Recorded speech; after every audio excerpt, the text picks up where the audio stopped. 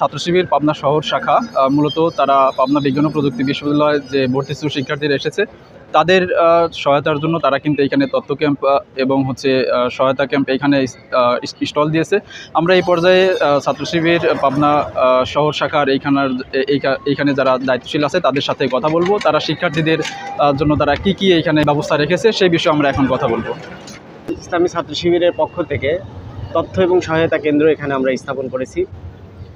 এখানে ভর্তি ইচ্ছুক শিক্ষার্থীদের জন্য বিভিন্ন জিনিসপত্র রাখার জন্য, বিশেষ করে ফোন, ব্যাগ এগুলো রাখার জন্য আমরা এখানে টোকেন সিস্টেম করছি।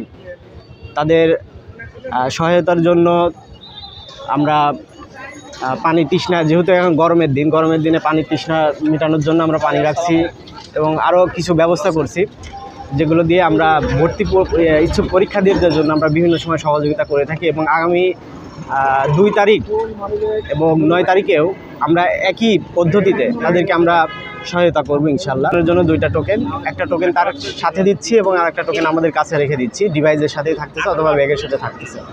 তারা পরীক্ষা শেষ করে আমাদের টোকেন দিয়ে আবার তাদের মাল তারা বুঝিয়ে দেবে ইনশাল্লাহ। এইভাবে আমরা তাদের মাল আমরা তাদেরকে বুঝিয়ে দিতে পারবো আশা করি।